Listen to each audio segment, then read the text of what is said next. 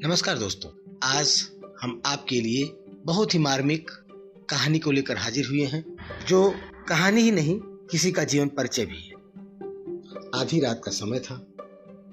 सारा शहर चैन की नींद सो रहा था। लोग घरों में लगी एवं जल रही बत्तियां बुझा चुके थे, लेकिन एक घर के वातायन में अभी भी प्रकाश झांक रहा था। लगता था उस घर में रहने वाले व्यक्ति की आंखों में नींद आने का कोई इरादा भी न था। बात ही जरा कुछ ऐसी थी। अभी कुछ वर्षों पूर्व वे 4 संतानों के पिता थे, 2 पुत्र और 2 पुत्री। संयोग से कहें या दुर्भाग्य से, उनमें से दोनों बेटियां तथा एक पुत्र युवावस्था में ही स्वर्ग सिधारा। ममत्व को आघात पहुंचाने वाली यह स्थिति उनके मानस लोक को व्यथित कर गई, लेकिन फिर भी एक पुत्र बचा रहा जिससे वे अपने पितृ हृदय को संतुष्ट कर सके। लेकिन नियत को शायद यह भी मंजूर नहीं था। उनका एकमात्र पुत्र भी हिटलर ने बंदी बना लिया, देशद्रोह का अभियोग लगाकर। यह अभियोग तो एक बहाना था, बल्कि जर्मनी की तत्कालीन सरकार उनकी वैज्ञानिक प्रतिभा का लाभ अपनी कुटिल आकांक्षाओं को पूरा करने में उठाना चाहती थी, और इसके लिए उन्हें तरह तरह के प्रलोभन एवं धमकियां भी दी जाने लगी थी, जिनमें से एक ये भी घटना थी। मित्रों, मैं ये बात जिस महान वैज्ञानिक के बारे में कर रहा हूँ उन पर बाद में चर्चा करते हैं। उनके बारे में आपको इस एपिसोड के अंत में बताएंगे। पहले चर्चा कर लेते हैं इस महान वैज्ञानिक के साथ उनके जीवन में जो ये दुख की आंधी बह रही थी। चारों तरफ घोर निराशा और दुख का बादल छाया हुआ था। दिन में भी अंधेरे की स्थिति बनी हुई थी। आप सोच सकते हैं यह महान वैज्ञानिक बड़ी ही द्वंद्वात्मक मनस्थिति से गुजर रहे थे। एक ओर तो था पुत्र का प्यार, और दूसरी तरफ पूरे मानव जाति का हित। जिस रात की मैं बात कर रहा हूँ, उस रात का समय लगभग आधी रात का रहा होगा, और ये महान वैज्ञानिक अपने कमरे में चहलकदमी कर रहे थे। उन्हें नींद नहीं आ रही थी, न हृदय को चैन था और न आंखों में नींद। उसी वक्त किसी ने इस आधी रात के समय उनका दरवाजा खटखटाया, और साथ ही एक अधिकार रोब से भरे हुई आवाज में पुकार लगाई कि चुपचाप दरवाजा खोल दीजिए, वरना। यह महान वैज्ञानिक अपने कमरे के अंदर से ही पुकार कर पूछा, कौन है आप? पहले दरवाजा खोलिए, बाद में सब पता चल जाएगा कि मैं कौन हूं। इस बार बाहर से आवाज और कठोर, किंतु जिस व्यक्ति को अपनी राष्ट्र की चिंता होती है, अपने समाज की चिंता होती है, मानवता की चिंता होती है, देश की चिंता होती है, वह स्वयं को तपाने में, स्वयं को चाहे जितनी पीड़ा हो उसको सहने के लिए वो तैयार होता है। यह महान वैज्ञानिक भी उसी तरह निडर होकर बेझिझक दरवाजा खोल देते हैं। बाहर खड़ा व्यक्ति पहचान नहीं पाते हैं, फिर भी उसे आदर पूर्वक अंदर लाकर बैठाते हैं और स्वयं भी बैठ जाते हैं। एक डर जैसा माहौल बनाने की कोशिश करने लगा। इस विज्ञान लोक के ऋषि महान वैज्ञानिक जिनकी मैं चर्चा कर रहा हूँ, उन्होंने बड़े आदर से पूछा, क्षमा कीजिएगा महोदय, मैं आपको पहचान नहीं पा रहा हूँ, कृपया आप मुझे अपना परिचय दे दें। उस आगंतुक ने बड़े रोबेले स्वर में कहा, इतना ही पर्याप्त होगा कि मैं आपका एक शुभचिंतक हूँ, आपकी ही भलाई के लिए आपसे मिलने आया। अच्छा, तो फरमाइए मैं आपकी क्या सेवा कर सकता हूँ? एक धीर गंभीर व्यक्ति, इतना महान वैज्ञानिक बड़े अदब से यह बात पूछ ली। सेवा तो मैं करने आया हूँ महोदय। क्या आप अपने पुत्र की भलाई नहीं चाहते? क्या आप अपने पुत्र के प्रति तनिक भी टीस नहीं रखते हैं?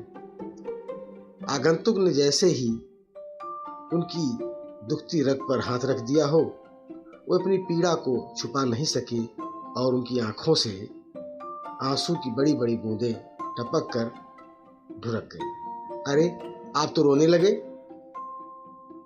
सुना है कि वैज्ञानिकों के पास मस्तिष्क ही होता है, हृदय नहीं होता है। कहीं मैं गलत जगह तो नहीं आ गया? नहीं मित्र नहीं, यदि आप मेरे पुत्र इरविन की बात कर रहे हैं तो मैं ही हूँ उसका भागा बाप। मैं एक वैज्ञानिक ही नहीं बल्कि एक पिता भी तो हूँ। तो आगंतुक ने बड़े रोबीले स्वर में कहा, तो मैं तुम्हारी मदद करने ही तो आया हूँ दोस्त। चाहते हो कि इरविन कैद की चारदीवारी से बाहर आए? अगर चाहते हो तो तुम्हें मेरी शर्तें माननी होगी। वह मुक्त हो सकता है यदि तुम एक छोटी सी शर्त, ज्यादा नहीं, बस एक छोटी सी शर्त पूरी करो। पिता अपने पुत्र की भलाई के लिए क्या नहीं करता, सब कुछ सहने को तैयार हो जाता है। अपने पुत्र के भलाई के लिए एक पिता अपने मान सम्मान को भी दरकिनार कर देता है, प्रतिष्ठा भी किनारे रख देता है। धन दौलत की बात ही छोड़ दीजिए। तो ये महान वैज्ञानिक भी उसी भाव में ही बोल गए, मैं अपने बेटे के लिए जान भी दे सकता हूँ, शर्त की क्या बात है। काम तो बहुत आसान है।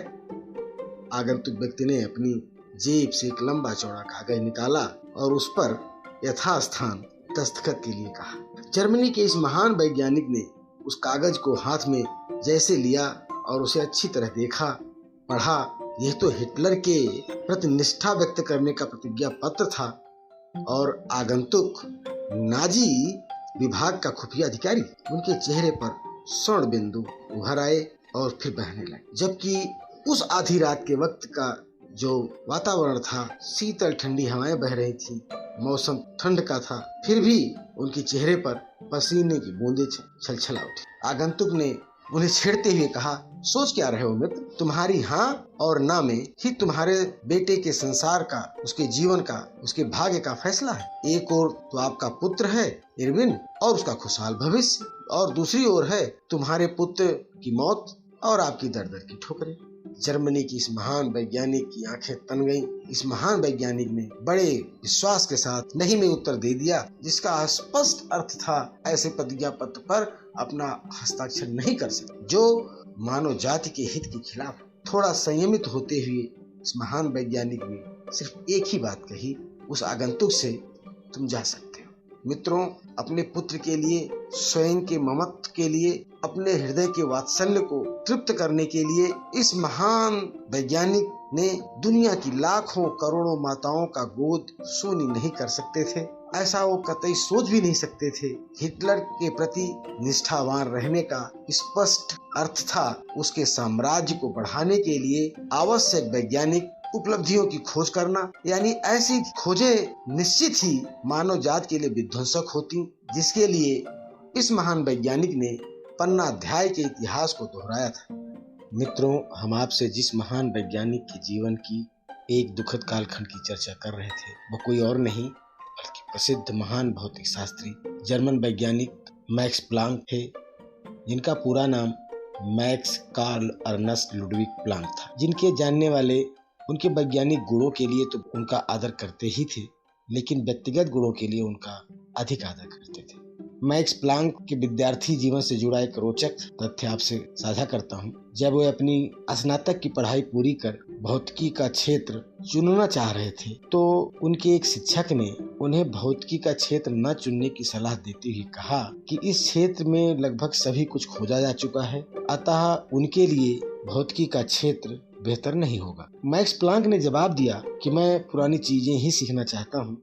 उन्हीं मैक्स प्लांक के भौतिकी के क्षेत्र में जाने के बाद भौतिकी के क्षेत्र में इतनी नई खोजें हुई जितनी शायद पिछले 1000 वर्षों में भी नहीं हुई। ऊष्मागतिकी की खोज, विकिरण की विद्युत चुंबकीय प्रकृति की खोज, क्वांटम सिद्धांत का प्रतिपादन, प्रकाश विद्युत की घटना, रेखामय स्पेक्ट्रम की घटना, कणिका सिद्धांत, पुंजित ऊर्जा आदि। मैक्स प्लांक वह वैज्ञानिक थे जिनकी खोजों ने क्लासिकल फिजिक्स को ही बदल दिया और मॉडर्न फिजिक्स, क्वांटम फिजिक्स की नींव रखी। नैतिक, सामाजिक एवं जीवन मूल्यों तथा अपने आदर्शों के लिए सब कुछ समर्पित कर देने वाले महान वैज्ञानिक मैक्स प्लांक एक ऐसे सफल एवं उच्च कोटि के शिक्षक भी थे जिन्हें खुद तो भौतिकी का नोबेल पुरस्कार मिला ही, साथ ही साथ उनके 3 विद्यार्थियों ने भी नोबेल पुरस्कार प्राप्त कर अपने इस महान गुरु को गौरवान्वित किया।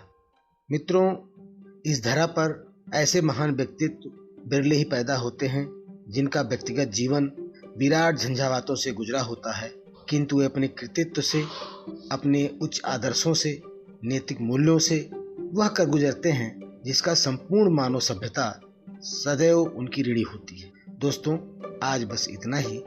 अगले एपिसोड में हम फिर मिलेंगे एक नए विषय के साथ। तब तक के लिए विदा। अपने मित्र गिरीश त्रिपाठी को आज्ञा दीजिए। नमस्कार।